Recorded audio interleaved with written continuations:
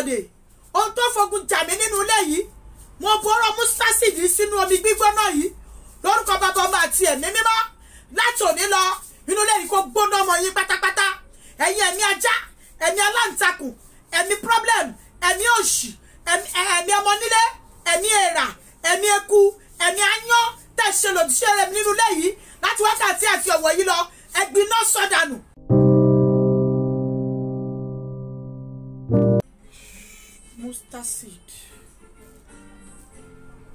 Mustard seed jẹ́ nǹkan tó jẹ́ pé a lè sọ ìwúlò ẹ̀ tán torí ó pọ̀. Mustard seed dára púpọ̀ torí ó wà nínú bíbélì. Tí wọ́n bá gbàgbọ́ bí wóró mustard tó bá sọ fún òkè pé kó ṣídì òkè máa ṣídì kò sí nǹkan tó lè fi wóró mustard ṣe. Mustard seed ń lélẹ̀ kò sí nǹkan tó lè bóyá máa rí lélẹ̀ kò sí nǹkan tó lè fi ṣe ní abẹ́ ọ̀run yìí ó depend lé ìgbàgbọ́ ẹ your faith. So nínú ìgbàgbọ́ ẹ yẹn tó bá fẹ́ máa lo mustard seed rẹ kó máa jẹ́ fún ẹ wá kọ́kọ́ sá fún ẹ̀ṣẹ̀ because your sin is a threat to your destiny. Ẹ̀ṣẹ̀ kò dára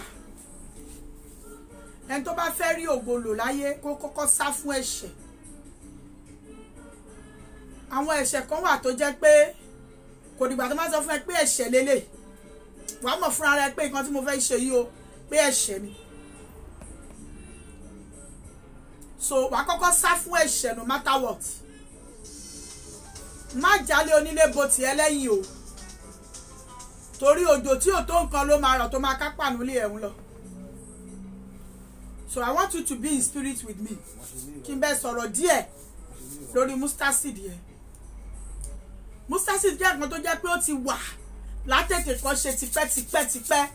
Àwọn nǹkan tí a lò ní spiritual realm láyé ìgbà yẹn àwọn ni mustard seed wà nínú ẹ̀. Iyọ̀ wà nínú ẹ̀. Òróró wà nínú ẹ̀. So tá bá sọ̀rọ̀ nípa mustard seed ó ní iṣẹ́ tó ń ṣe pọ̀. Mustard seed lè yọ̀yàn kúrò nínú ewu ayé. Mustard seed lè sọ ẹnu èèyàn di àṣẹ.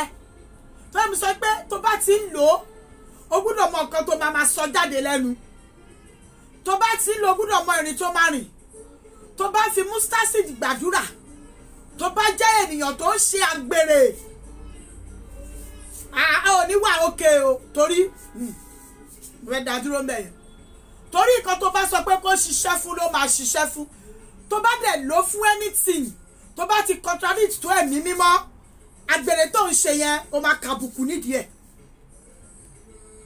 Eléyìí ò kì í ṣe ṣeré o kò ń ṣe ọṣẹ tó ń gbélé rọ tó ń lọ pọ̀ tó bẹ fi ìkọ̀kọ̀ mọ́ òótọ́ ní kó lọ lò. Eléyìí ó ti wà kí ayé gan kó tó wà èso yìí ti wà tipẹ́tipẹ́ so gbọ́dọ̀ mọ nǹkan tó máa lò fún. Mo lè pè ní ìṣẹ̀ǹbáyé nílẹ̀ Yorùbá tó ti wà tipẹ́tipẹ́ nítorí ẹni Bíbélì fi sọ ọ̀pọ̀lọpọ̀ ọ̀rọ̀ nínú ẹ̀. Tó bá gbàgbọ́ bí oró mustadi tó bá sọ fún òkè pé kó ṣí nìdí jẹ́ kó ẹ bó ṣe lè fi ṣe iṣẹ́ ìṣẹ́gun. Tó bá fẹ́ lo kíní fún iṣẹ́ ìṣẹ́gun kọ̀rọ̀ra bu díẹ̀ o lè fi sí igun mẹ́rin ilé ẹ kó dẹ̀ gbàdúrà kó sọ wípé ìwọ inú ilé láti èní lọ mo sọ̀rọ̀ jáde àṣẹ tẹ̀lé gbogbo agbára tó ń ṣe lòdì sí mi ní inú ilé yìí ó yá máa ṣègbé dànù lórúkọ Jésù. O lè gbàdúrà yìí pẹ̀lú àwẹ̀ ọjọ́ kan ṣoṣo. O lè ní warm water kó dá oró mustard seed sínú ẹ̀ kó ka Psalm 35 sí ní ìgbà mẹ́ta kó gbàdúrà ìṣẹ́gun sí kó sọ wípé ìwọ ìṣẹ̀dá mi o ohun gbogbo tó ń ṣe àtakò nínú ire mi jẹ́ kó máa ṣègbé dànù. Omi gbígbóná ni mo ní kó bù sí o tí omi yẹn ṣe ń gbóná yẹn má gbà á ní àdúrà bẹ́ẹ̀ má sọ àṣẹ ọ̀rọ̀ ìṣẹ́gun bẹ́ẹ̀ ogun ayé ò gbọdọ̀ borí mi tọmọtọmọ orí mi ò gbọdọ̀ gbàbọ̀dè ohun tó fogun jà mí nínú ilé yìí mo bọ́rọ̀ mustard seed sínú omi gbígbóná yìí lórúkọ bàbá ọmọ àti ẹ̀mí mímọ́ láti òní lọ inú ilé yìí kó gbóná ọmọ yín pátápátá ẹ̀yin ẹ̀mí ajá ẹ̀mí aláǹtakùn, ẹ̀mí problem, ẹ̀mí òṣì, ẹ̀mí ọmọ nílé, ẹ̀mí èèrà, ẹ̀mí eku, ẹ̀mí aáyán tẹ̀ ṣe lòdì sí ẹ̀rẹ̀ nínú ilé yìí láti wákàtí àti ọ̀wọ̀ yìí lọ ẹ̀gbin náà sọ̀dànù. Bẹ́ẹ̀ni tí ilé rẹ bá dínà fún ẹ̀mí òkùnkùn ó ti bọ́ lọ́wọ́ ayé, wàá ṣògo kíákíá. Tó bá ti wá ṣetán, tó bá lórí ọ̀fẹ́ ìgbálẹ̀ tuntun ó lè fi gbọ́n gbogbo inú ilé yẹn pátápátá, kó gbọ́n kó gbá kó gbọ́n kó gbá kó gbọ́n kó gbá àtòkè àti ìsàlẹ̀. Tó bá ti gbọ́n tán kó wá kó gbogbo ẹ̀jọ́ lẹ́nu ọ̀nà, kó wá ta sí kókó kó lọ sún dànù àbí kó lọ parẹ́ sórí ọ̀pá ẹsẹ̀ Michael tó bá jẹ́sẹ̀lẹ̀. Ṣùgbọ́n tó bá jẹ́sẹ̀lẹ̀ mẹ́sàn fún bọ́ọ̀nù àti ilẹ̀ tó gbá yẹn o àti ìgbálẹ̀ yẹn o bọ́ọ̀n gbogbo ẹ̀ dànù kó jó dànù. Lẹ́yìn yẹn wàá wá padà sílé, omi gbóná tó ti ní tó ti ka Psalm 35 sí yẹn wàá wá gbé sílẹ̀, wàá wá dúró sí ẹnu ọ̀nà àti wọlé nínú ilé. Ó mọ̀ pé ó ti gbá ìbànújẹ́ jáde, ó fẹ́ pe ògo wọlé. Wàá wá mú omi yẹn wàá wá gbé, tó bá ní Miss Paris ó lè dá sínú ẹ̀ díẹ̀. Wàá wá bẹ̀rẹ̀ sí ní fi wọ́n gbogbo ilé yẹn, gbogbo agbára tó ṣe lòdì sí ẹ̀rẹ̀ nínú ilé yìí ní orúkọ Jésù ẹ máa gbiná sọdànù. Ó yẹ máa jáde, wàá fi omi yẹn wọlé, wàá rí pé ọjọ́ yẹn oorun ayọ̀ ló máa sùn. Ò ní lálàkàlà, go and try it. Wàá rí pé rere lolúwa tí wọ́n bá ti gbàgbọ́. Tó bá ti ṣèyẹn tán, ìyẹn ó bá iṣẹ́ ìṣẹ́gun lọ. Lọ́dọ̀ lọ fún iṣẹ́ ìbùkún, ó dára ní kùtùkùtù òwúrọ̀, early in the morning. Tó bá ti bù sọ́wọ́, gbogbo nǹkan tó ń o lè ṣiṣẹ́ yẹn ní òhò. O lè ka Psalm 14 ìrì. Tó bá ti kà sí tán wá gbàdúrà.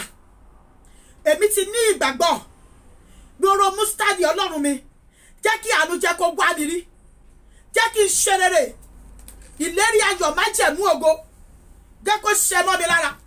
Bóyá kéré tó yìí ọlọ́gbọ́n ayé ò lè fojú kà kò possible. Ògo mi àti ọlá mi jẹ́ kó pọ̀ bí iyanrìn òkun. Ọlọ́gbọ́n má jẹ́ kó rí ògo mi ta sétí aṣọ. Láti èdè lọ lórúkọ Jésù ti Násárẹ́tì, jẹ́ kí n ní ànító àti àníṣẹ́kù. Ṣọ́ọ̀mọ̀ ìgbé èso ibẹ̀ ó ní ànító àti àníṣẹ́kù ni. Kò sí bó ṣe lè gbọ́ tó bó ṣe ta sílẹ̀ yẹn ò lè rí ṣàpé mọ́. Ẹ̀mí mímọ́ ṣàánú mi, ayé má jẹ́ kó rí ògo mi dìmú. Mo ti gbàgbọ́ bí ọ̀rọ̀ mustadi tó wà lọ́wọ́ mi yo. Gbogbo òkè kó ṣìdí, gbogbo ògo kó wá mi rí. Wàá gbàdúrà yẹn sí, wàá gbà sí dáadáa. Tó bá sì gbà sí tán, make sure pé o ní omi bottle water lẹ́gbẹ̀ẹ́. Tó bá ti gbàdúrà yẹn sí tán, o kàn máa dà sẹ́nu ni. Tó bá ti dà sẹ́nu, just like peanut kòkòrò, wàá jẹ. Tó bá ti dẹ́ tán, wàá jẹ̀ tó wàá bẹ̀rẹ̀ pa tú àdúrà o. Ọlọ́run ẹ̀mí mímọ́, mo gbàdúrà ní orúkọ Jésù. Gbogbo ẹ tí bá ti bá sọ̀rọ̀ láyé, tó bá ti létí tó fi ń gbọ́ ọ̀rọ̀ jẹ́ kó máa gbọ́ mi sí rere. Ohun ẹnu mi jẹ́ kó di re, àṣẹ ni o. Ọ̀rọ̀ ẹnu mi jẹ́ kó di àṣẹ. Contract ni mò ń gbà jẹ́ kiri gbà. Quotation mi jẹ́ kó fọhùn ayọ̀ jáde. Ọjà ni mò ń tàjẹ́ ní ànító àti àníṣẹ́kù. Jẹ́ máa ta wàràwàrà kí ògo kó máa wá mi rí. Látètè kọ́ ṣe ni ọ̀rọ̀ sọ̀rọ̀ pẹ̀lú Ọlọ́run sílé ọ̀rọ̀ náà. Olúwa fi ọ̀rọ̀ ẹnu mi lẹ́ni, Olúwa fi ṣe mí lógo. Tó ń sọ pé tó bá ti ń jẹ, má ṣépè fọmọ ẹ. Má dẹ́ṣẹ̀. Má ṣe nǹkan tó yàtọ̀ sí Ọlọ́run. Má dẹ̀ jẹ́ kó tún lọ sín gbẹ́rẹ́ sórí ahọ́n, wàá kó bára ẹ. Wàá lé ní oníbà o. Kókókó la máa rán fadití. Ṣùgbọ́n má jẹ́ tán kó tún lọ sín gbẹ́rẹ́. Má bọ̀ pé oṣù ní àbùsárí, àbùmú àbùjẹ́, àbùjẹ́ àbùdànù. Tó bá mọ̀ pé oṣù ní má ṣe o. Wọ́n tó bá mọ̀ wípé mo ti padà sọ́dọ̀ rẹ Ọlọ́run. Ìwọ ló dá mi, mo fẹ́ kó gbà mí. Rọra dúró lórí ẹsẹ̀ white ẹ̀yìn. Mímọ́ lọ́lọ́run. It's a pure something. Tó dẹ̀ ní ògo nínú tí ò ní àmúlùmálà rárá. Tó bá ti wá jẹ́ tán, wàá wá gbé omi bottle water yẹn, wàá wá mu sí. Jẹ́ kí ara ó tù mí Ọlọ́run. Jẹ́ kí n rí ìtura. Jẹ́ kí ògo mi ó bú jáde.